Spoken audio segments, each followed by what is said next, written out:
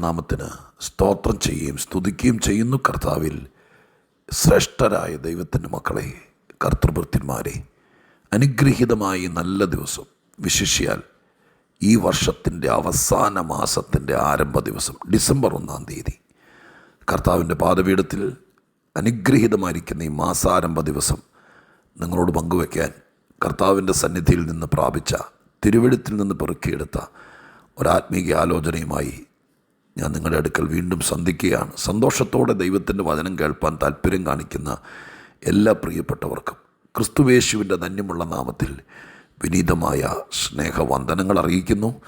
എല്ലാ പ്രിയപ്പെട്ടവരെയും ഈ മാസം ഒത്തിരി ദൈവം അനുഗ്രഹിക്കട്ടെ എന്ന് ഞാൻ പ്രാർത്ഥിക്കുകയും ചെയ്യുന്നു.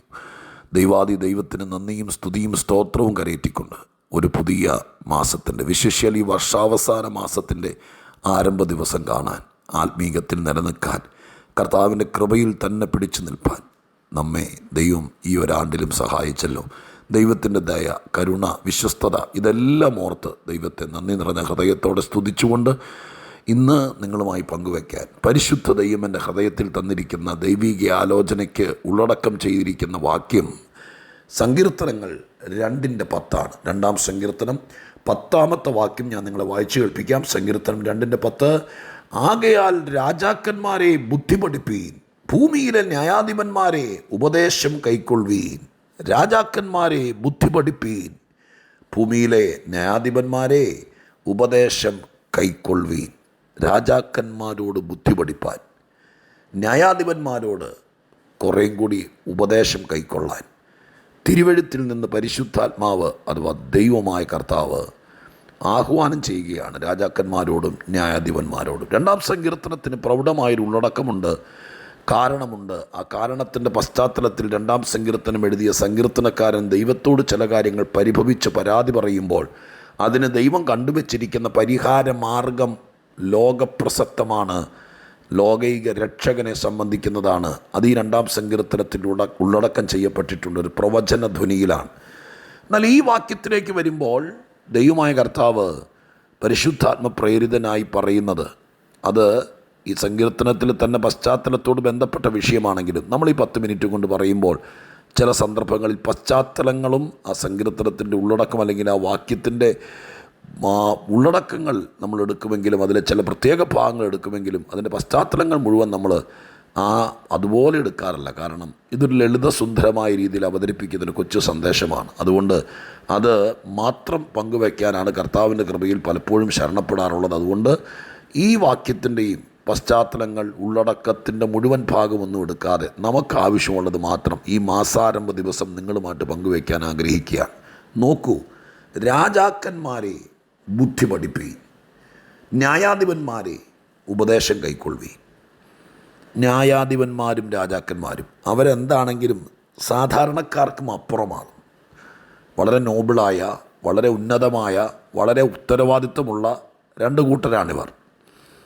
ഭരിക്കുന്നവരും ന്യായം പാലിച്ചു കൊടുക്കുന്നവരും. എന്താണെങ്കിലും ഒട്ടും ബുദ്ധിയില്ലാത്ത ഒരുത്തൻ രാജാവാകാൻ സാധ്യതയില്ല. അപ്പൻ രാജാവായതുകൊണ്ട് മക്കളായ ചരിത്രമൊക്കെ ലോകത്തിലുണ്ടെന്നറിയാം. പക്ഷേ കോമൺലി, പൊതുവിൽ ഒരുവൻ രാജാവാകുമ്പോൾ അവന് ഇച്ചിരി കഴിവും ബുദ്ധിയും ജ്ഞാനവും അറിവൊക്കെ ഉണ്ടായിരിക്കും. അങ്ങനെയുള്ള ഒരാളാണല്ലോ രാജാവാകാൻ ഉള്ള സാധ്യത. ന്യായാധിപനാകണമെങ്കിലോ ചുമ്മാ വഴിയെ പോകുന്ന ഒരുത്തൻ, ഞാൻ ഒരു തമാശയായിട്ട് എടുക്കരുത്, എങ്കിലും ഞാൻ ഈ കാര്യത്തെ ഓർപ്പിക്കാൻ വേണ്ടി പറയുക. ഇപ്പോൾ കുറേനക്കാരനായ ശീമോൻ യേശുവിൻ്റെ കുരിശിൻ്റെ അഗ്രം ചുമപ്പാൻ പട്ടാളക്കാർ നിർബന്ധിച്ചു. വയലിൽ നിന്ന് കയറി വരുമ്പോഴാണെന്നാണ് പറയുന്നത്. അങ്ങനെ വഴിയെ പോകുന്ന ഒരാളെ വിളിച്ച് കുരിശിൻ്റെ അഗ്രം ചുമപ്പാൻ നിർബന്ധിച്ചതുപോലെ വഴിയെ പോകുന്ന ഒരുത്തൻ, പറമ്പിൽ പണിയെടുത്തുകൊണ്ടിരുന്ന ഒരുത്തൻ, അവനെ പിടിച്ചിട്ട് ന്യായാധിപനാക്കിയില്ലല്ലോ. ഒരാൾ ന്യായാധിപനാകണമെങ്കിൽ എന്തോരം ഉപദേശങ്ങൾ അറിഞ്ഞിരിക്കണം.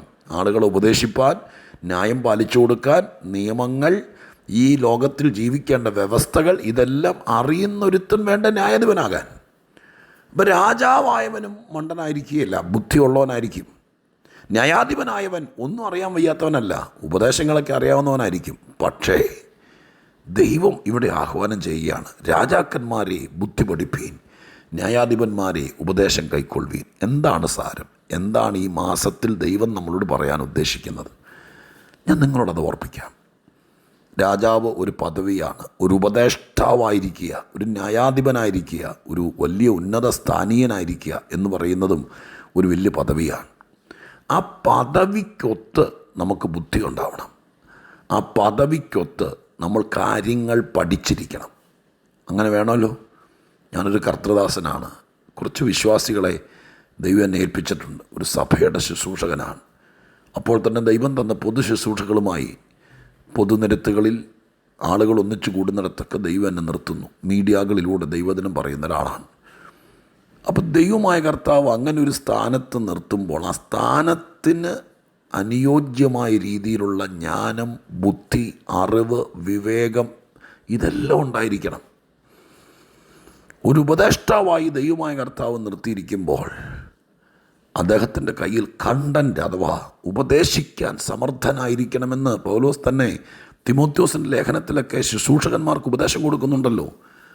ചുമ്മാ എനിക്കറിയാൻ വയ്യ എന്ന് പറഞ്ഞ് കൈമലർത്തി കാണിക്കുന്ന ഒരുത്തിന് ഈ പദവിയിലിരിക്കാൻ പാടില്ല. ദൈവം പറയുന്നു ഭാഗ്യം കൊണ്ടായിരിക്കും. ഞാനിങ്ങനെ പറയാം കേട്ടോ, ഈ രാജാവിനെ ഉപദേഷ്ടാവിനെ മാറ്റി നിർത്തിയിട്ട് നമ്മളിലേക്ക് വരാം. എന്നെ കേൾക്കുന്ന പ്രിയപ്പെട്ടവരെ, നാം ഇന്നായിരിക്കുന്നത് എല്ലാവരും രാജാവും ഉന്നത ഉദ്യോഗസ്ഥനും ജഡ്ജിയും അല്ലെങ്കിൽ അത്ര വലിയ ആളെന്നായിരിക്കുകയല്ല. എങ്കിലും ഈ ഭൂമിയിൽ നമുക്ക് ദൈവം തരുന്ന ഒരുപാട് പദവികളുണ്ട്. ഞാൻ പലപ്പോഴും ആൾക്കാരോട് പറയാറുണ്ട്, അപ്പനാകാൻ ലഭിച്ചതൊരു ഭാഗ്യമല്ലേ? അമ്മയാകുക, അമ്മയൊരു പദവിയല്ലേ? അപ്പനൊരു പദവിയല്ലേ? ഒരു ദൈവദാസനായിരിക്കുക ഒരു പദവിയല്ലേ? ഒരു വീട്ടിലെ മൂത്ത ജ്യേഷ്ഠൻ, മൂത്ത ചേച്ചി, മറ്റുള്ളവർക്ക് മാതൃകയിലൊരു പദവിയല്ലേ? സർവശക്തനായ ദൈവം നമുക്ക് തരുന്ന പദവിക്ക് തക്കവണ്ണം നാം പഠിച്ചിരിക്കണം. നമുക്ക് തരുന്ന ആ സ്ഥാനത്തിന് തക്കവണ്ണം നമ്മൾ ഉപദേശം കൈക്കൊണ്ടിരിക്കണം. ഇപ്പം എന്നോട് ഇന്ന് ദൈവം പറഞ്ഞ കാര്യം പറയാം. ഈ ആയുസ്സിൽ നമുക്ക് ദൈവം തരുന്ന കൃപയ്ക്ക് തക്കവണ്ണം അല്ലെങ്കിൽ നമുക്ക് തരുന്ന പദവിക്ക് തക്കവണ്ണം നാം പഠിക്കാൻ തയ്യാറാകണം.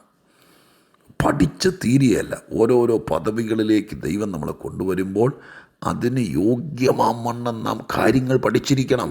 രാജാക്കന്മാരെ, തിരുവെടുത്ത് പറയുന്നു, രാജാക്കന്മാരെ ബുദ്ധി പഠിപ്പീൻ. ബുദ്ധി എവിടെ നിന്ന് പഠിക്കും? അറിവ്, ജ്ഞാനം. ഇപ്പോൾ ഒരു പദവിയിലേക്ക് നമ്മൾ വരുമ്പോൾ അതിന് തക്കവണ്ണമുള്ള പഠനമൊക്കെ ഈ ലോകത്തിൽ വിവിധ യൂണിവേഴ്സിറ്റികളിലുണ്ട്. ഒരു രാജ്യത്തെ പ്രതിനിധീകരിച്ച് ഒരു ഫോറിൻ കൺട്രിയിൽ രാജ്യത്തെ പ്രതിനിധീകരിക്കുന്ന അംബാസഡറോ മറ്റാരെങ്കിലും ഒക്കെ ആയിട്ട് ജോലി ചെയ്യണമെങ്കിൽ അതിൻ്റെ കോഴ്സ് ഇവിടെ പഠിക്കാൻ പറ്റും. അങ്ങനെ ഭരണ സാമർഥ്യത്തിലേക്ക് വരുന്ന ആളുകളെ പഠിപ്പിക്കാത്ത രീതിയിലുള്ള കോഴ്സുകളുണ്ട്. പക്ഷേ ബുദ്ധി പഠിക്കുക എന്ന് പറയുന്നത് എവിടെ നിന്ന് കിട്ടും? ആ പദവിക്ക് അനുയോജ്യമായിരിക്കുന്ന ഒരു നേഴ്സാകണമെങ്കിൽ നേഴ്സാകാൻ അത്യാവശ്യം പഠിപ്പിക്കുന്ന കോഴ്സ് ഇവിടെയുണ്ട്. പക്ഷേ ആ ജോലിയിൽ തുടരുമ്പോൾ പെട്ടെന്നെടുക്കേണ്ട തീരുമാനങ്ങൾ, പെട്ടെന്നെടുക്കേണ്ട കാര്യങ്ങൾ, അതിന് ബുദ്ധി വേണം.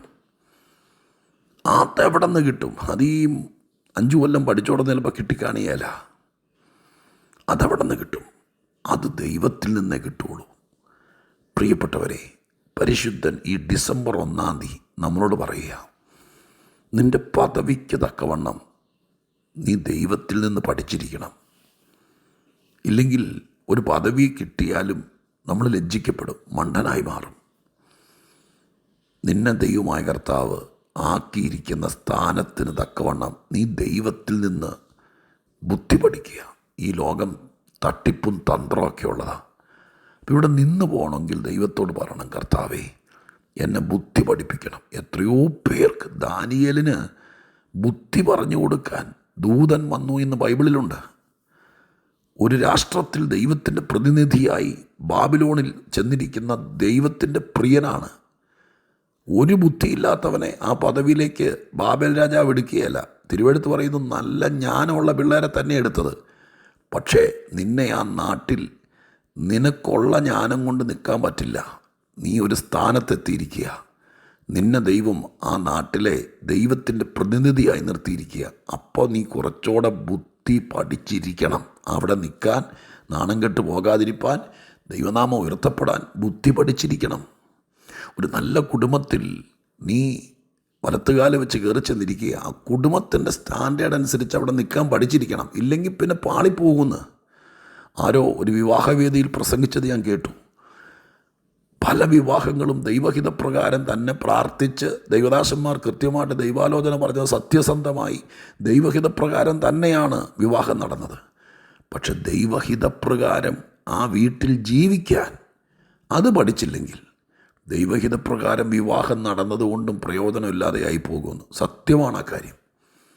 നീ ചെന്നിരിക്കുന്ന സ്ഥാനത്തിന് തക്കവണ്ണം നീ ഉപദേശം കൈക്കൊള്ളണം. കർത്താവിനോട് ചോദിക്കണം, ദൈവമേ, ഇത്രയും നല്ലൊരു പദവി ഈ രാജ്യത്ത് ഞാൻ വന്നു, ഇങ്ങനെ ഉന്നതന്മാരായിരിക്കുന്ന ആളുടെ കൂടെ നാട്ടിൽ ഒരു മലയാളം മീഡിയത്തിൽ പഠിച്ച എന്നെ ദൈവം കൊണ്ടെത്തിച്ചു. ഇവരുടെ നടുവിൽ നിൽക്കാൻ എന്നെ ബുദ്ധി പഠിപ്പിക്കണം, എനിക്ക് ഉപദേശിക്കണം, നീ ഇങ്ങനെ ചെയ്യുക. അങ്ങനെ പറയുന്നൊരു ദൈവം ഉണ്ടെന്ന്. നീ ഇവിടെ ഇവരുടെ നടുവിൽ ഇങ്ങനെ നിൽക്കുന്ന ദൈവം ഉപദേശിക്കുമെന്ന്. അതിന് ദൈവത്തോട് നമ്മൾക്ക് ഏതോ ഒരു സംഭവം കിട്ടിയപ്പോൾ 4 മീറ്റർ തുണി കൊണ്ടൊരു നല്ല യൂണിഫോം തയ്ച്ചപ്പോൾ നിങ്ങൾ ആരാണ്ട് വായി എന്ന് വിചാരിച്ചു പോയാൽ പെട്ടുകെട്ടോ. ആ ഇട്ടിരിക്കുന്ന യൂണിഫോമിന് തക്കവണ്ണം ആരുമാകട്ടെ, ഏതുമാകട്ടെ, അതിന് തക്കവണ്ണം, നിന്നെ ഇരുത്തിയിരിക്കുന്ന പദവിക്ക് തക്കവണ്ണം, നീ ചെന്ന് കയറിയിരിക്കുന്ന സ്ഥാപനത്തിന് തക്കവണ്ണം, നീ വലത്തുകാല് വെച്ച് കയറിയ വീടിന് തക്കവണ്ണം, നീ ഇപ്പോൾ ആയിരിക്കുന്ന ശുശ്രൂഷ ചെയ്യുന്ന സഭയ്ക്ക് തക്കവണ്ണം, അതിന് ശ്രേഷ്ഠന്മാരും ഉന്നതന്മാരുമായിരിക്കുന്ന ആളുകളുടെ മുമ്പിൽ ഇന്ന് ഞായറാഴ്ചയാണ് തിരുവചനം പിടിച്ച് നിന്ന് ഉപദേശിപ്പാൻ, ജനത്തിന് ബുദ്ധി പറഞ്ഞു കൊടുക്കാൻ ദൈവം നിന്നെ നിർത്തിയിരിക്കുക. അത് ആ പദവിക്ക് തക്കവണ്ണം ബുദ്ധി പഠിക്കണം, ആ പദവിക്ക് തക്കവണ്ണം ഉപദേശം കൈക്കൊള്ളണം. നീ ഇന്ന് രാജാവാണ്, നീ ഇന്ന് ഉപദേഷ്ടാവാണ്, അതിന് തക്കവണ്ണം പഠിക്കണം. പണ്ടെങ്ങാണ്ടും പഠിച്ചതുകൊണ്ട് ഇന്ന് ഈ പദവിയിൽ നിന്ന് പോകാമെന്ന് വിചാരിക്കരുത്. ഇവിടെ ഞാൻ നിർത്തുകയാണ്.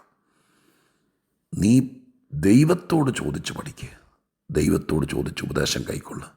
നിലനിൽക്കാം, രക്ഷപ്പെടാം. ഡിസംബർ മാസത്തിൽ മുഴുവൻ നമുക്ക് ദൈവത്തോട് പ്രാർത്ഥിക്കാം, കർത്താവേ, എന്നെ ഇച്ചിരി ബുദ്ധി പഠിപ്പിക്കണേ, എനിക്ക് ഉപദേശം തരണേ. നമ്മുടെ കർത്താവിനോട് ചോദിക്കണമെന്ന് ഈ മാസം ചോദിക്കണം. അടുത്ത വർഷത്തേക്ക് പരാജിതനായി തലകുനിച്ച് ലജ്ജിച്ച് കയറരുത്. ഈ ഒരു മാസം മുഴുവൻ ഒരുക്കത്തിൻ്റെ മാസമാകുക. പുതിയൊരു വർഷത്തിലേക്ക് കടക്കുന്നതിന് ഡിസംബർ നമുക്ക് ഒരുക്കാം. എങ്ങനെ ഒരുക്കാം? നമ്മെ തന്നെ ദൈവത്തോട് ചോദിക്കാം, എനിക്ക് ബുദ്ധി പറഞ്ഞു തരണേ, എന്നെ ഒന്ന് ഉപദേശിക്കണേ. അങ്ങനെ നമുക്ക് ജയാളികളാകാം.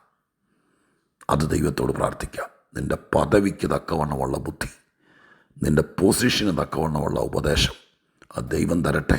അങ്ങനെ മാനിക്കട്ടെ. ഇപ്പോൾ പ്രാർത്ഥിക്കാം. പരിശുദ്ധ ദൈവമേ, ഞങ്ങളുടെ സ്വർഗീയ പിതാവേ, ഈ വചനത്തിനായി സ്തോത്രം. ഒരുത്തൻ രാജാവാകുന്നത് ഭാഗ്യമാണ്, ഉപദേഷ്ടാവാകുന്ന ഉന്നത ഉദ്യോഗസ്ഥനാകുന്നത് നല്ലതാണ്. പക്ഷെ പദവിക്ക് തക്കവണ്ണം ഞങ്ങൾക്ക് ജ്ഞാനവും ബുദ്ധിയും അറിവൊക്കെ വേണം. അതിന് ഞങ്ങൾ ഉപദേശിക്കണം കർത്താവേ. ഞങ്ങൾ ദൈവത്തോട് പ്രാർത്ഥിക്കുന്നത് കേൾക്കുന്നവർക്ക് ഈ മാസം അനുഗ്രഹമായിരിക്കട്ടെ. യേശുവിൻ നാമത്തിൽ അപേക്ഷിക്കുന്നു, കേൾക്കണേ പിതാവേ. ആമേൻ.